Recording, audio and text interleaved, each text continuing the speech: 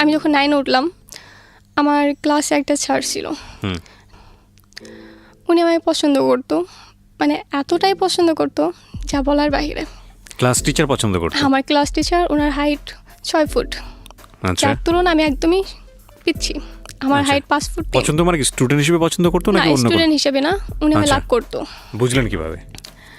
আমি কখনো বুঝতে পারি নাই। ক্লাস করাইতো উনি, ক্লাসে সপ্তাহে 1 দিন হয়তো ক্লাস করাইতো, বাকি 5 দিন শুধু প্রেমের গল্প, আদার্স কিছু এরকম। ক্লাসের সবার মধ্যে? সবার মধ্যে। আমাদের স্কুল রে বাবা এটা?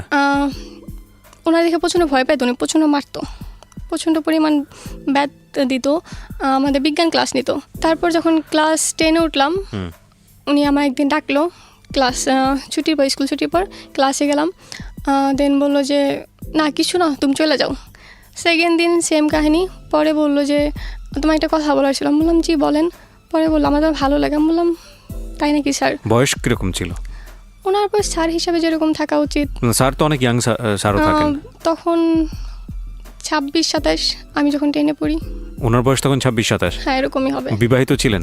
না, উনি অবিবাহিত ছিল। ওকে।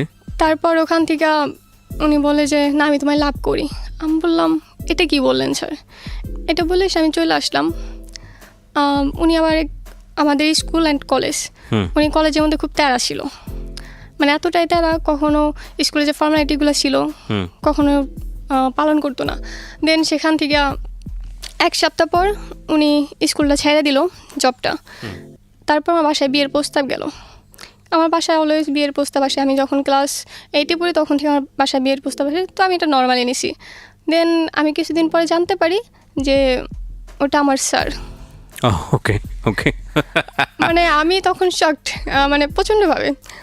পরে আমি বললাম যে এটা কিভাবে সম্ভব, যে স্যার কিভাবে একটা স্টুডেন্টের সাথে বিয়ে করব, আর আমার স্যার হয়, তাকে আমি কিভাবে আমার বর হিসেবে মাইনে নিব? এটা আমি কোনোভাবে অ্যাকসেপ্ট করতে পারি না। দেন ফার্স্টে আমার বাসা তেমন রেসপন্স করে না, কিন্তু কিছুদিন যাবার পর বাসা থেকে পুরা পাগল হয়ে গেল ওই ছেলের জন্য। এত শিক্ষিত একটা ছেলে, তখন বিসিএসে এক্সাম দেবে, তখনও দেয় নাই। তারপর আমি তো না, আমার আব্বু তো আমার সাপোর্টে আছে, কিন্তু সাপোর্টে বেশি দিন থাকলো না। হঠাৎ করে আমার আব্বু চেঞ্জ, তাও তখনও ছিল না। তো আমার নানা তখন অসুস্থ, আমাদের বাড়িতে এসেছিল। তো আমার নানার খুব ইচ্ছা ছিল যে আমার বিয়েটা দেখে যাব। সেই তুলনায় আমার বয়স খুবই কম। ক্লাস 10-এ পড়ছেন আপনি মাত্র তখন? হ্যাঁ। তো এর ভিতরে আম্মা আমার সাথে যাতা ব্যবহার করা শুরু করলো। আম্মা একটানা 3 দিন না খেয়ে থাকলো যাতে করে ছেলেটাকে আপনি বিয়ে করেন। হ্যাঁ। পরে আমি তাতেও কিছু বললাম না। দেন আম্মা আমাকে একটা শর্ত দিল যে যখন বিয়ের সময় হইব তখন আমাকে গাজীপুর থেকে অনেক দূরে কোথাও পাঠিয়ে দিব, আপাতত যেন আমি রাজি হই। তখন আমি বললাম যদি আমার সরাই দেওয়া হয় তাহলে আমি রাজি হতে সমস্যা না, আপাতত আমি এখানে থেকে এক্সাম দিই।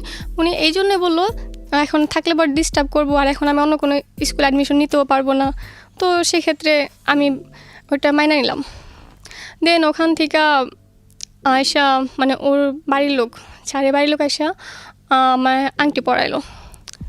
তারপর বিয়ের দিন ঠিক করবে, তারা খুব তাড়াহুড়ায় আছে। এখন আমি তো আর রাজি হইতেছি না। তো তার মধ্যে আমার বার্থডে হলাম 17 তারিখে। আচ্ছা। তো আমার বার্থডের দিন আমার এক্সাম ছিল। আমি সেদিন দুপুর 12টার দিকে চলে আসি বাসায়, যেহেতু সকালে এক্সাম ছিল।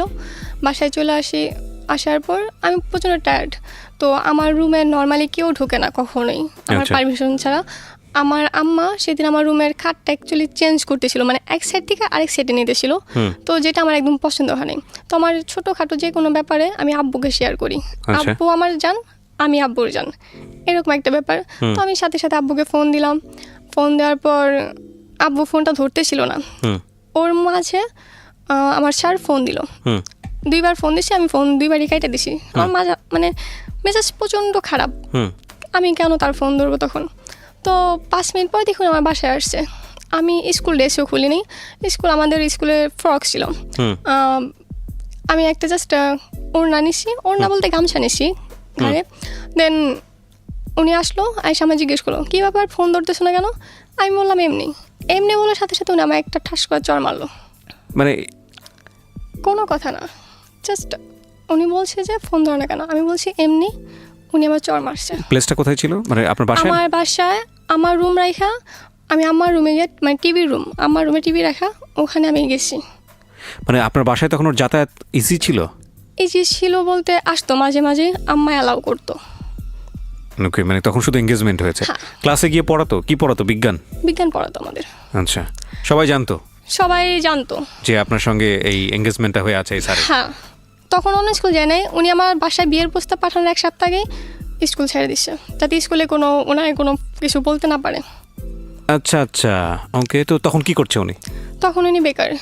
তো বেকার অবস্থায় ওনাকে বিয়ে দিয়ে দিচ্ছে আপনাকে ওনার সঙ্গে? ওই বিসিএস ক্যাডার হবে, ওনার অনেক টাকা হবে।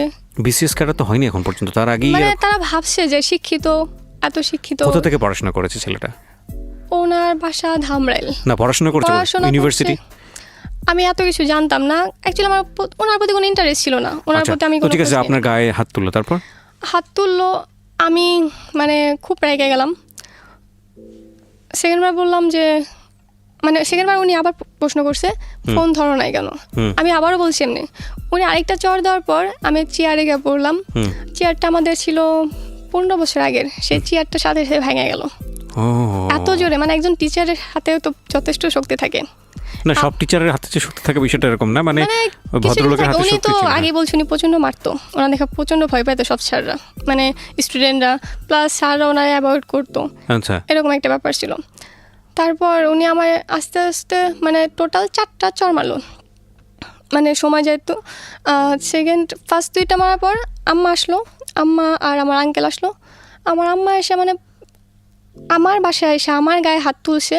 আম্মাই সেটা না তর্ক না করে জানালা দরজা বন্ধ করে সে আমাকে যাতা বলা শুরু করলো, মানে ওই ছেলের প্রতি এতটাই মুগ্ধ।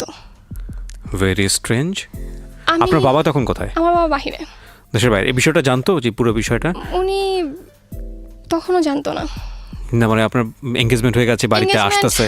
ওটা উনি জানতো, কিন্তু জানতো আমার মতে, কিন্তু ভিতরে কি হয়েছে সেগুলো কিছুই জানতো না। সেটা আমিও জানছি পরে আব্বুর কাছে। ওকে, যাই হোক, তারপর? আমি আমি আর কিচ্ছু বললাম না, আমার চোখে একটু জল ছিল না, মানে আমি কান্নাটা ভুলে গেছিলাম, শুরু করে দিলাম উল্টাপাল্টা। আমি আমার নিজেকে খারাপ প্রমাণ করার জন্য উঠা পড়া লাগলাম। আমার কিছু ফ্রেন্ড সার্কেল ছিল যাদের বলছিলাম যে আমার সাথে তোরা অভিনয় করবি। বললো যে কীরকম অভিনয়? আমি বললাম যে এমনভাবে আমার সাথে চলাফেরা করবি যাতে মনে করে যে আমার বয়ফ্রেন্ড তোরা। আর একটা মেয়ে যদি কয়েকটা বয়ফ্রেন্ড থাকে তাহলে সেই মেয়েটাকে নর্মালি সমাজে খারাপ মেয়ে হিসেবে বলে। তো খারাপ মেয়ে হিসেবে নিজেকে প্রমাণ করে লাভটা কি হবে? যাতে আমাকে বিয়ে না করে। ওকে, এটা আমার ছিল একটা, মানে ওই পরিকল্পনা। বয়সে যেরকম আপনার বুদ্ধি sense- থাকে। ওকে, তো আমি তখন এরকম শুরু করলাম। তো তখন কমপ্লেন আসা শুরু করলো। আব্বু মানে একটা পয়েন্ট পেয়ে গেল যে তুমি তো খারাপ, তুমি এতগুলো ছেলের সাথে ঘোরাফেরা করো, কথা বলো, তাহলে তো খারাপ তো তুমি। আমি বললাম যে হ্যাঁ আমি তো খারাপ, মানে আমি একদম কোনো তখন আপত্তি না। মুখের উপর বলা শুরু করে দিল। হ্যাঁ, আপোষে বললাম যে হ্যাঁ আমি খারাপ, তাহলে একটা খারাপ মেয়েকে বিয়ে করার জন্য ওই ছেলেটা কেন পাগল হয়েছে, ছেড়ে দিলে তো পারে। তারপরও নাছর বান্দা ছাড়বো না, এর ভিতরে ঝামেলা আরও বাড়তে শুরু করলো। দেন এমন সময় আমার টেস্ট পরীক্ষা শুরু হইব। তখন টেস্ট পরীক্ষা দিলাম, দেওয়ার পরে আমার ঘরে আমারে বন্দি করে দিল। কিরকম? তালা দিল আমার রুমের মধ্যে আমার আম্মা। মানে আপনি ছেলেটাকে যাতে বিয়ে করেন, হ্যাঁ, সেই জন্য আপনাকে রুমে তালা দিয়ে দিল? মানে আমার যাতে শিক্ষা হয়, ওকে, এরকম একটা ব্যাপার। প্রায় 1 সপ্তাহ আমার ঘরে একটানা তালা। এমনি তো আমি নর্মালি বেশি রুমের বাইরে যাইতাম না, কিন্তু তালাটা থাকলে একটা অন্যরকম ব্যাপার লাগে যে আমি বন্দি আছি, স্বাধীনতাটা আমার মধ্যে নাই। তো আমার প্রচণ্ড কষ্ট হলো, মানে এতটাই কষ্ট যে আমার বলার বাইরে। ইনফ্যাক্ট খাবার পর্যন্ত দিত না। আমি তখন রুমে আসলো, আমার ইচ্ছা ছিল যে আমি স্কুলে যাব, পরীক্ষা দিব। আমি তো এখন পরীক্ষা না দিয়ে আমার 1 বছর নষ্ট হয়ে যাব, এটা ভাবতাম।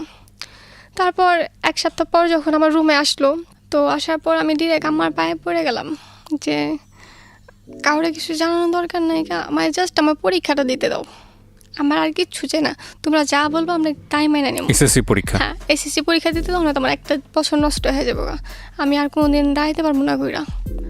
আমার রেজাল্টটা খুব ভালো আমি আশা করি নাই কখনো, কারণ আমি যখন পরীক্ষা দেই আমি একটা দিন পড়তে বসতে পারিনি। এই জন্য পড়তে বসতে পারিনি, তখন আমার রুম থেকে আমি ক্লাস 4 থেকে আলাদা রুমে ঘুমাই, আমি কোনোদিন কারোর সাথে ঘুমাইতে পারি না। তখন এক ঘরে থাকতে হয়েছে, আমার রুমটা আলাদা রাখছে যাতে আমি একা কিছু করতে না পারি, ইনফ্যাক্ট সুইসাইড অ্যাটেম্প বা আদার্স কিছু করতে না পারি।